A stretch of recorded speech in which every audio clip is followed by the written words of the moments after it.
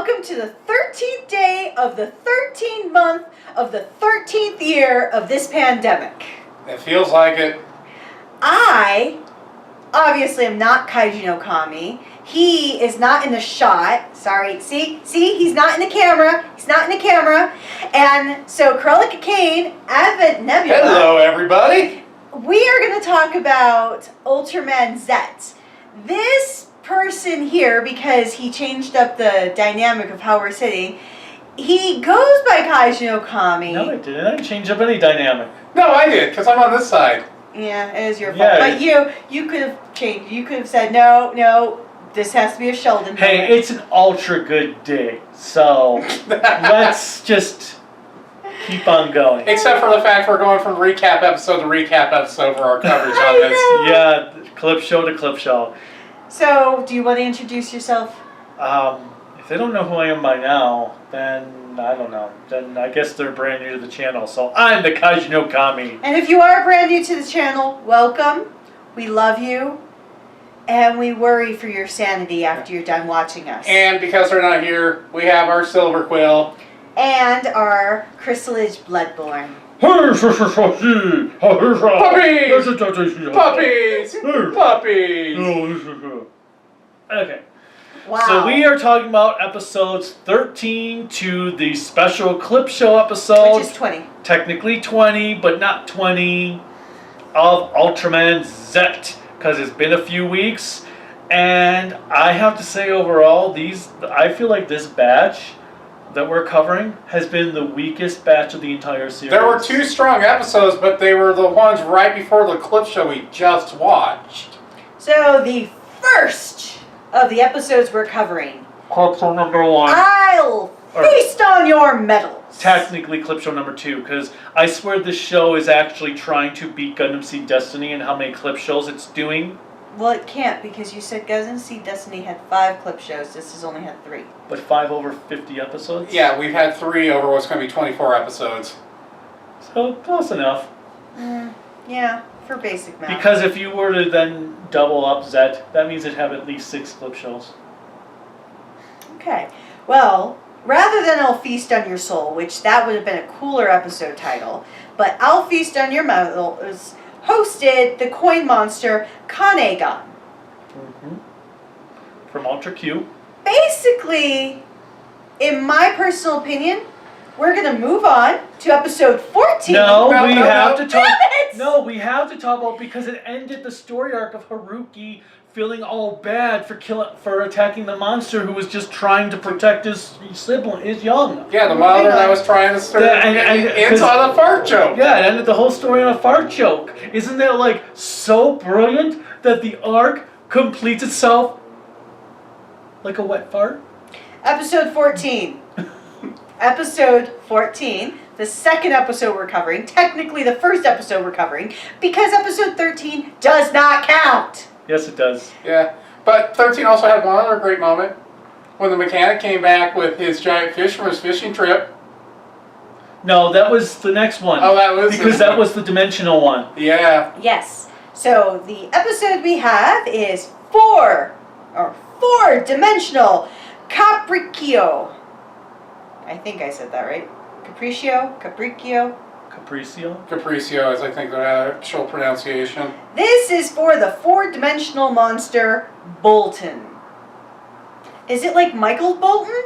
Are we going to have like a whole bunch of saxophone noises? No. But I will say, with that monster design, I feel sorry for the 2 suit actors that were stuck inside that thing. All I'm thinking of now is, was it the Honest Trailers that did a Michael Bolton song where he was singing something? Well, Michael Bolton is kind of like Chuck Norris of music. He loves to troll himself just as much as everybody else. But that episode was kind of cool because the whole thing kept like repeating over and over, kind of Groundhog Day. I was gonna say it was literally Groundhog's Day / Happy Death And then Day. when Juggler realizes what's going on, he leaves the building. Oh, Juggler! Well, one, he needs to stop going to the damn bathroom because I really think he has IBS. For anybody who doesn't know what that means. We're good. Yeah. We're not making a fart joke here. Google. You can Google. Basically, it's what the Kanegan did. IBS. Nevertheless, I really am concerned for his health. I did like when he showed up in front of the. But he goes into the bathroom and there's somebody else in the bathroom, and that person like runs out like, what the? I did like though when he shows up in front of the villain dude, like, I applaud everything you're trying to do, but can you really just not do it today? No, I love that. But I felt bad for Haruki because he could never finish eating. Yeah. It was like in Happy Death Day where the main character, she would constantly wake up with a hangover. And because obviously most people are going to be more familiar with Happy Death Day, sadly, nowadays than Groundhog's Day. But it was very similar to that. And then when they finally figure out the glitch in the Matrix, so to speak, it's interesting how they overcome the monster. But I do agree with you. And you had the poor suit actors. Yeah. Haruki meeting his father in that one scene. I will say that wasn't. I really feel like that was a good conclusion. Yeah, that was the best to the arc versus the episode we shall not name now, because his concern about fighting the monster was based really on his feelings of his dad, not anything else. So his dad kind of saying, you have to do what you have to do, so to speak. I think that was important. So I agree with you. Yeah. But yeah, just when you watch this episode, if you haven't watched it yet, the way the monster has to move with bouncing, and you can obviously tell there's two suit actors in there. Bolton, he's from the original Ultraman series. And then we had a Warrior's Duty. Warrior's Duty. That's not the next episode. Yes, it is. Oh, did I skip one? Yes, Oh, yes, I did. a Warrior's Duty. Yeah. You're 5? Well, since we're making all these fart jokes, what the hell? Oh Duty. my god, it's going down the shitter. And This episode is with Jeed. OG. OG. Get it? Which, I will agree with Kaiju on this. It felt like this one should have been a two-parter. Yes. This one... Because it has, I think you said one of your favorite monsters, Griza? Yes, Griza's one of my favorites for the newer monsters. The lag monster. That's... Oh my god, it's like old AOL. Yeah. Yes, this episode should have been a two-parter because it felt way too rushed to me that they were just squeezing so much content into its time span and there was no chance to breathe. Griza deserves 2 episodes. And when they're getting the medal for Belial off the villain, when Juggler just comes in and hand over the medal. Well, I think it's so funny because it is due to Juggler tricking the guy to make the medal. And then Juggler comes in, kind of like a gangsta, takes the medal, and then just walks up to Haruki like, so, this is what you need to win, right? Because he doesn't want the monster there. He is just as, done with that monster as everyone else. So he's like, okay, here, do it. But I actually love the transformation scene for Rise Claw, because you have Zero Beyond, Jeed, and then Belial Atrocious. And it's so cool because they're trying to get the Belial key in, or coin in, and it's just not working. And he has to force it in there to actually finally work. And then when he gets his upgraded weapon out of the monster's void, having Belial's face on that sword. Well, not only Belial's face, but Belial's attitude, his contrariness. And it's like, what's your favorite weapon? I feel like he would be your kindred spirit. And the weapon, what are you going to use me for? Okay, I'll accept if you're going to use me for that. He reminds me of Gross Spalina from Silent Mobius. Just instead of the being fully like, yes, my master, he asks, what would you use me with? He actually reminds me of Die Ranger for Bianco Shinken? Yeah, Bianco Shinken. Except he's like, every time he asks somebody, what are you going to use me for? Because your answer will determine if I work with you or not. I know, he's such an asshole. I guess I should have married him instead of just simply marrying you. You have the same personality with the sword and him, so... I know. Ow! Domestic abuse. So, Alright, the next episode, which is one of my least favorites, The Lion's Cry. at least it had that cool fight scene when they're fighting all around Yoko. Yeah. Yuka? Yuka and it's Yuka. It's Yuka there, not Yoko. Yoko's No. Oh, both of them. Oh, are wait, no, Yoko's the...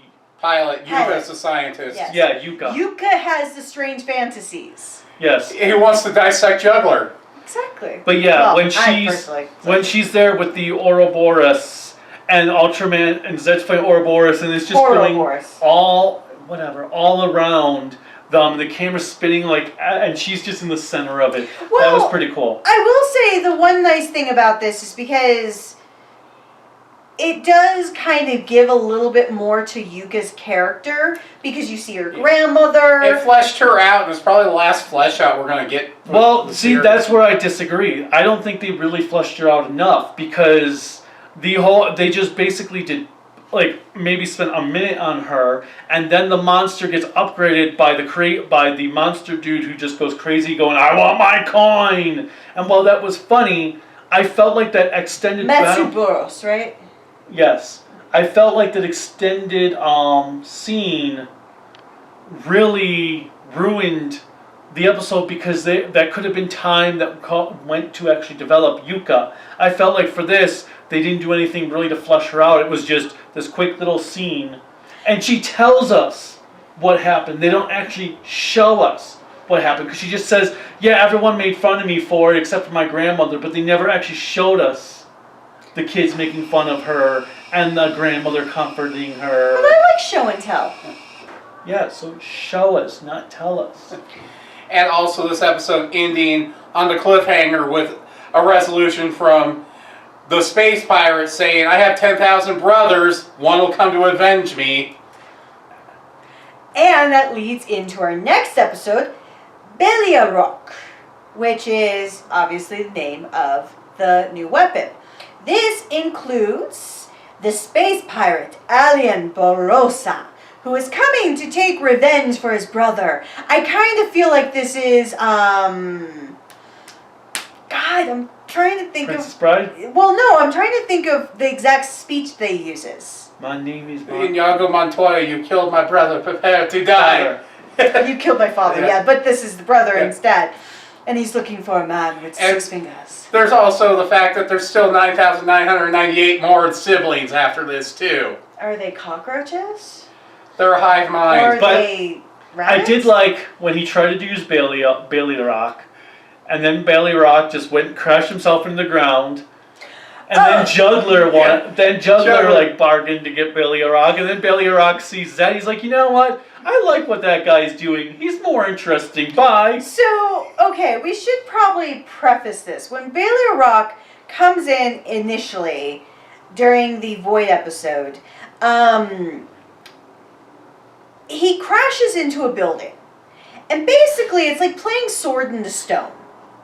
Because you're trying to get the sword out of the building, but Bailey Rock, once again, is very contrary. And ends up going, what are you going to use me for? And he fights. So basically, you have to make a bargain with the devil, which essentially Belial is another name for a devil, to be able to proceed forward. Now we come to the episode with Barossa, where he finds Belial Rock. He grabs him. Belial Rock then says, sure, why not? Let's have fun. Where Haruki and Zet are like, wait, what? You're our weapon. Why are you going with him? And so then when Barossa gets boring to Belial Rock, that's when Juggler comes in. And Juggler basically fights Belial Rock using the Barossa as like a vessel to do so. And so it's basically like Belial is going through an omai where he's looking at all these different suitors to decide which is going to be the best one for him. And then Haruki and Zet are like, okay, you're my preferred choice out of these imbeciles. And that's basically how Belial was acting, too. And then we have... I'm going to episode 18. Okay. So episode 18, re-challenge, which is technically not a word, from the year 2020. And This was a nice callback. This is probably my favorite episode of the series thus far, and the way things are going, probably will be my favorite episode of the series. And basically, it is a sequel to the Ultra Q episode, Challenge from the year 2020. and so basically, this is where we get introduced to the Kemmer, or Kemmer, which is like why I love the Zetons, because I love the Kemmer as well. Just the ridiculousness of the style of costume, as well as their crazy power of just shooting goo and transporting you somewhere else. No, and then his run. Yeah. Where he's just like... The run is what scared me, because when we first watched this episode, I have not watched Ultra Q. So I had no idea that this was like a canon thing. I thought it was just something silly. He and you both are like, that's so cool. It's a callback. It's awesome. And I'm like, that is the stupidest run in the known universe. So then I watched the Ultra Q episode. Yeah, I showed her it.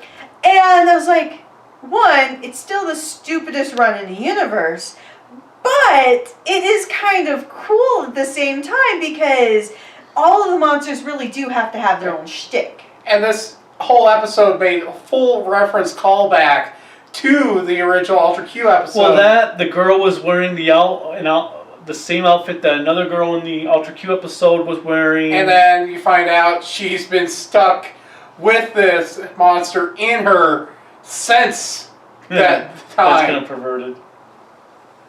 The monster was stuck in her. And then you had the Ferris wheel for the amusement park. Well, I will say that was very cool because, one, I love Ferris wheels.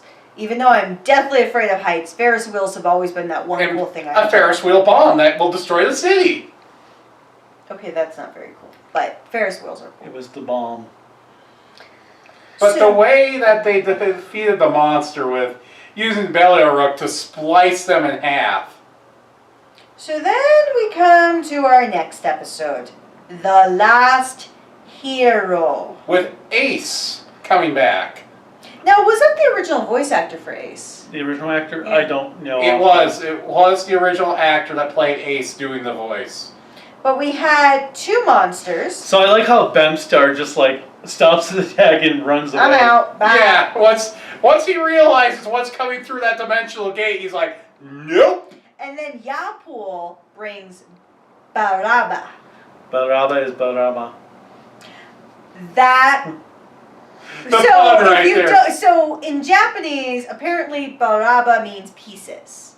So the monster gets torn to pieces. So Juggler says Baraba is Baraba, and then starts laughing at his own joke because it's a real classy pun. I did love oh my god, the miniatures and camera work in this episode were freaking amazing. First, we've got when the monster's attacking, and he just hits the cars, and then they show the cars coming at a building from inside the office, and you see that. The superimposed fight scene is probably my when favorite you have part. the guys. You have three superimposes. You have three humans that are superimposed into the scene with all the miniatures, and then you have another superimpose of the fight going on behind it. No, I don't think that was superimposed. I think that they recorded them fighting like that in front of the miniatures and then put the guys into it. Well, yeah, that's why I said three superimposes. Because you have the miniatures that have to be filmed first, the fight that... No, what I'm saying... The fight was going on in front of the miniatures. Yeah, the fight was filmed in front of the miniatures. Oh, that's what I'm saying. Oh. And then they put the dudes into there, and then when they were just moving the camera along from the viewpoint of the street, as all the fights going on in the background, then you see the guys come out on the one side, and then they go back inside, and it continues, and then it starts to go back again. That was pretty cool, and then when they're fighting in the city and the camera is just spinning around. Yeah, as Ace is flying around, you just see the whole city going around and around. Okay, can I just say the final move for Zet with his... Using his head? Using his head. I actually thought that was kind of lame. You mean he was finally using his head to fight? He just said that. He literally just said I that. didn't hear that. We have it on camera. He just said that. Not the attack on the head, but I mean using his head. Yeah. Like thinking. He just said that. Okay, whatever. So it wasn't a bad episode. I did enjoy it. I think my fear is that he saw all these miniatures now, that Kaiju is going to want this for our toy room. Especially the mini gym. Oh my The mini gym that Zet gets tossed into, that was pretty hilarious. Well, I went to the game. He went to the guy. Ha ha ha. And then we have. Which is not technically considered episode 20. It's called Special Bonds of Masters That's and what I said earlier. Disciples. I have it on camera.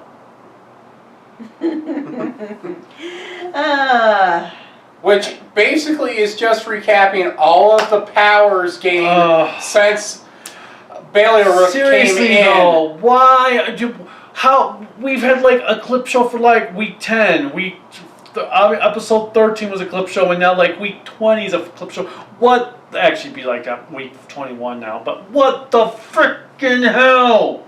Why so many goddamn clip shows? And then the final 6 minutes of this clip show What is is what we just watched? Yeah. Yeah, we just watched the scene with Ace. Did we need that entire fight scene for the last several minutes of this goddamn episode? We just watched it. And even if we didn't watch both episodes today, Back to back. Say we watched the episode last week, are you telling us, as an audience, that we have so limited of capacity to remember something from a week ago that we need to watch it again? Really?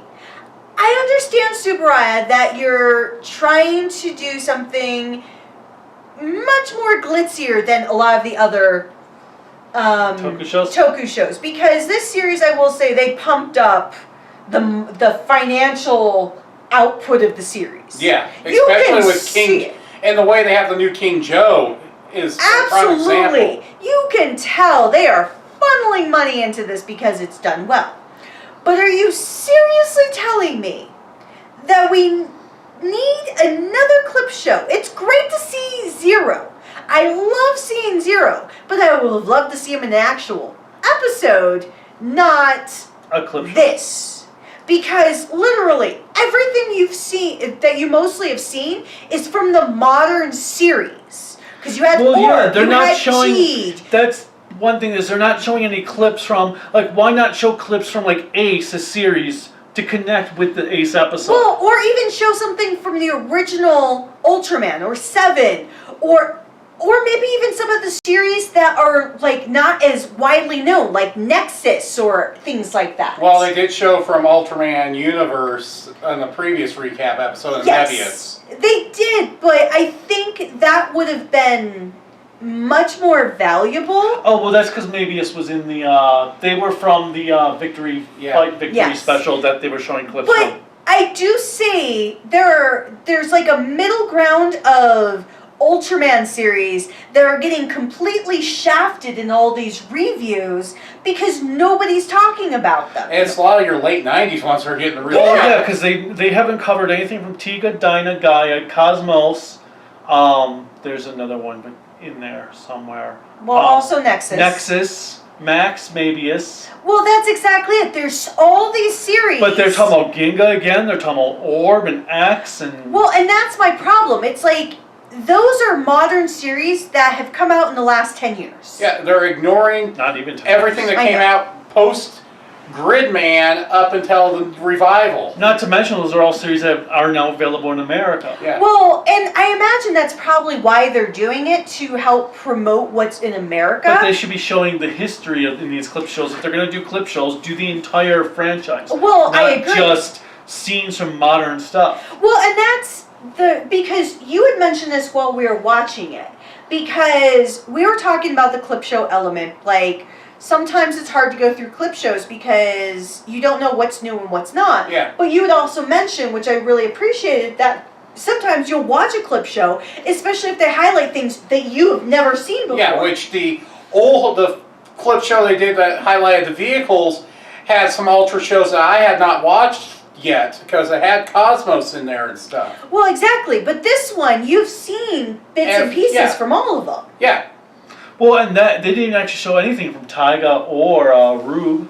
Well, no, I kind of feel like they are going to get shafted a little bit as well, because it really feels as though Orb and Jeed are the poster children. Yep, and X as well. And X, yes. They're the poster children for the modern. And I'm not complaining. I really do appreciate Ultraman. I am not as big of fanboys as these two are, but I think that's for you. You have seen pretty much from the beginning. And you've seen a lot too from Crunchyroll. I've seen Crunchyroll, and I've seen he's seen more of the shows from the older era than I have. I've seen a lot of the post-Gridman stuff and also the more modern stuff. Yeah, I haven't. The only ones I haven't seen Taro or 80, and then I haven't seen all the ones between after Tiga and before Nexus. Well, and that's kind of the thing and then Max and Mabius. Is just that it's great, because I love the concept of Ultraman. I really do. While I'm not one of those fans of a solo fighter Toku series, which is one of the reasons why I'm not a huge fan of Black, I can appreciate it here because there's a different dynamic, because you have two sentient beings. The one thing I will say that Ultraman does, unlike other Toku shows, is it does completely cover its own history throughout every series. And that's cool. But now I feel like that it's becoming a crutch, where they're relying on the older series to sell these new series, but they're not really showing footage from the old series in these clip shows. And that's And now we only have 4 episodes left of Zet. Yes, and there's a lot to cover in Zet. Well, yeah, because we've got to cover. Well, hold on. I was going to go through this. What are 2 of the main plots that you want to see covered before Zet's finished? What's going on with the parasite that's supposedly the main villain of this, and what's Juggler's end goal? Yes. That's basically the same ones for me, because these are things that were hinted, done back to the first few episodes, and nothing has been done with them since. Yeah. Well, I also want to know what's going on with Zero, because Zero kind of disappeared and he seems to crop up occasionally. He keeps cropping up again, but I feel like when he came back and gave his power-ups, is that his story arc did complete. Well, him and Jeed went off to fight one of their other villains, because didn't the But that's what confuses me as well, is where is that storyline going? Are we probably going to get dropped into the movie? Well, I was going to say, that's probably the movie, because that's what they did with the Jeed movie and the Galactrons, because the Galactrons showed up in Orb, and then they actually continued that story in the Jeed movie. Yeah, because whatever's going on with Jeed and Zero, I feel is going to be covered in the movie. Because that's when they showed, because Venjix, well, not Venjix, but to me he's Venjix, appeared in the Jeed movie, and then we had Venjix appear in the two-parter or whatever with the Galactrons and Zet a while ago. Okay, no, that makes sense then. I will say that was one thing that bothered me as well, is because I understand there's always that expectation there's going to be an Ultraman movie. But I think as a fan, one of the frustrations for me is that you shouldn't rely on the movie to tell a portion of your story. I think the thing is that they do have all these side things going on that's cool, but it's also taking away from the focus of the main series. Because this one, especially, and even without covering,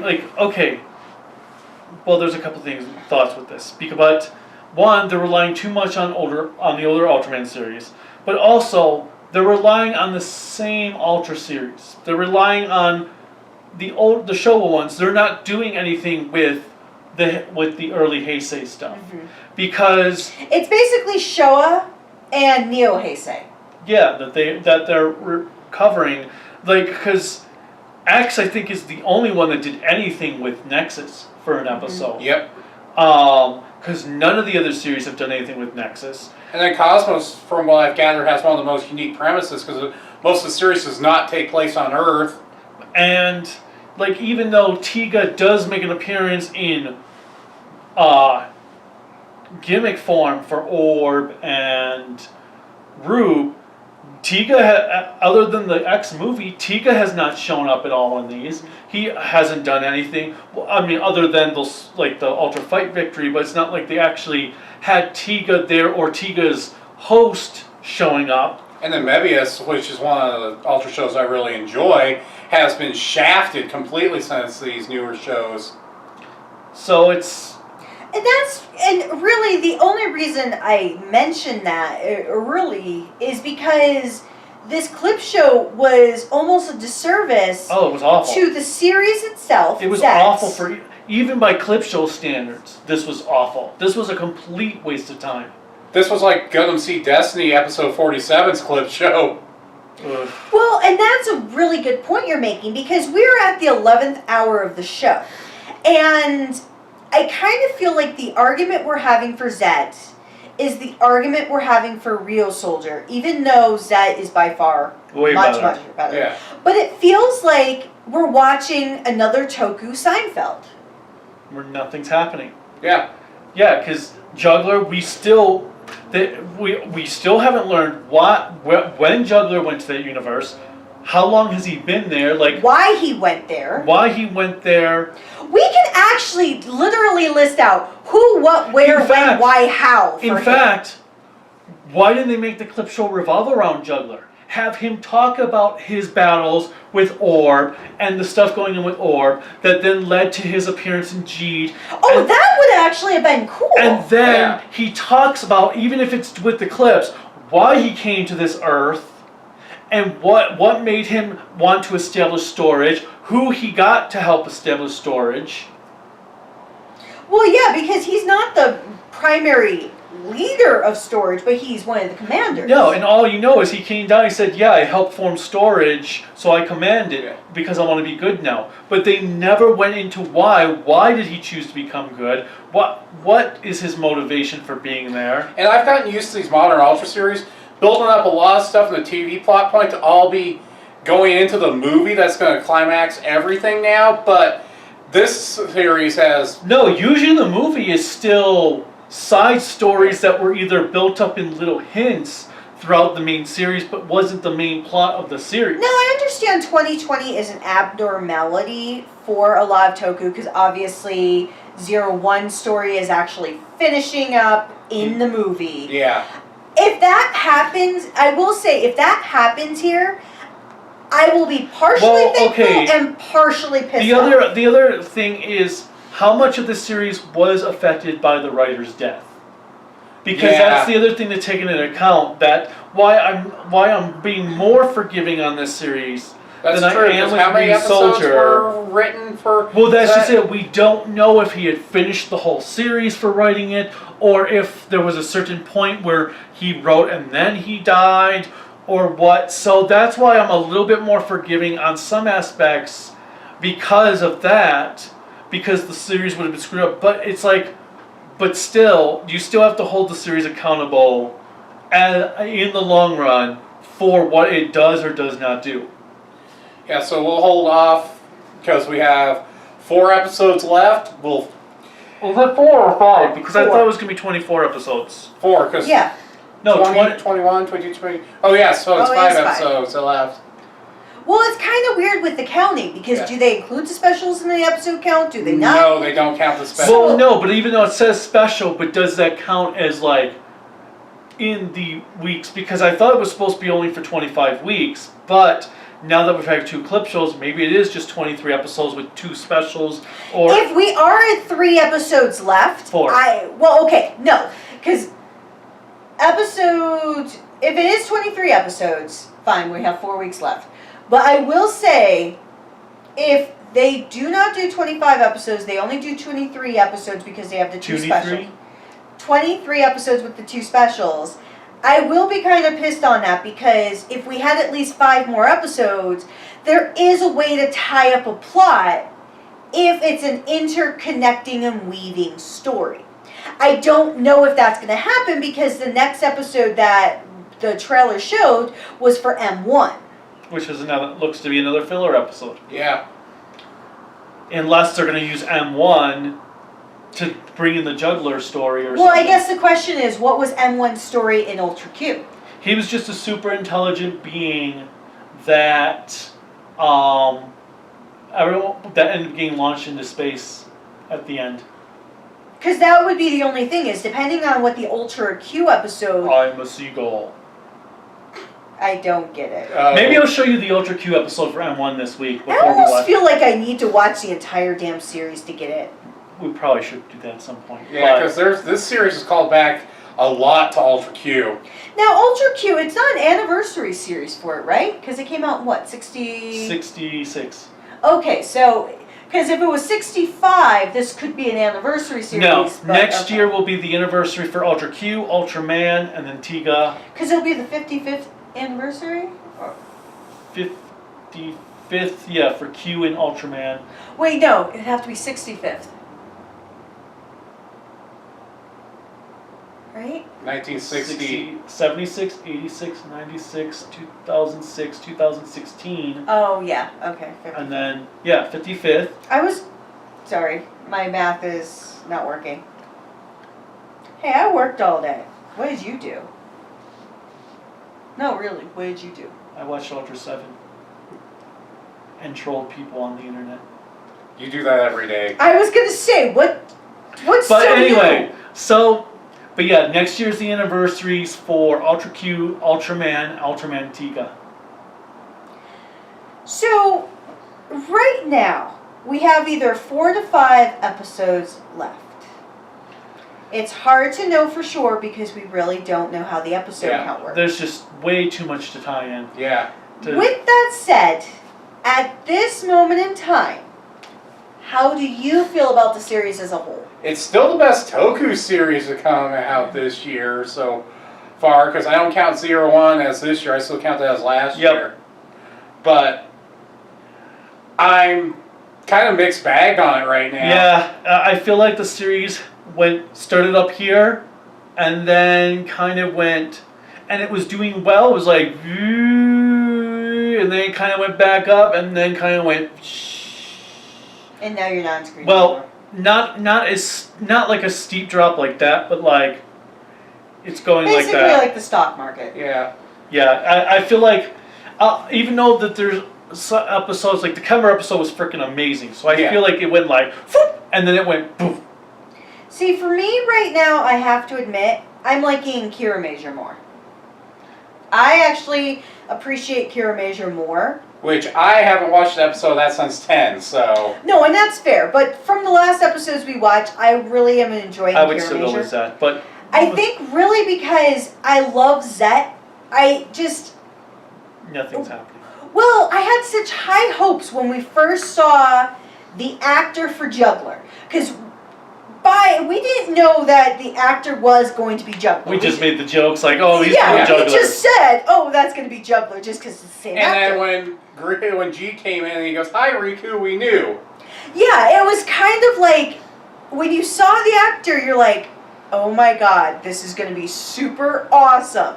And you have all this high hope. And honestly, every time Juggler comes in his monster form, I am still super excited because apparently they're pandering to me perfectly. But every time he leaves, I'm like... That's it? Yeah, I was like, god damn it, I feel like an abused housewife right now. Because the moment I'm showed any kind of compassion, apparently, I'm like, oh my god, this is awesome. And it's like, oh. Now this is what it feels like to be an alcoholic. And on that note, I think we're going to end it here. We'll probably just not do a video. At this point, we'll probably just do one final video when it's all said and done. Sometime in December when the last episode airs, we'll probably do the next video. Unless something truly groundbreaking occurs where we feel like we need to talk about it now, this will probably be our second to last Ultraman Z video. And just to make you feel better, the only reason Crystalage Bloodborne is not here is because he said specifically in text, I don't want to watch a series if it's just going to be a clip show. Yeah. So there you go. And Crystalage, this is for you, bro. And Silverquill, there were no puppies. I'm disappointed. No puppies. I kind of feel like we have really put both of them into a very small box. Puppies, and nihilism. Do you have any nihilism for this show?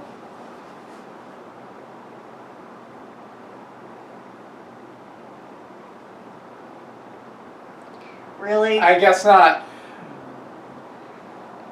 No. Wow, that feels true to life. All right, well, That's pretty much it until next time. yeah, Yeah. so until next time, bye. Ah!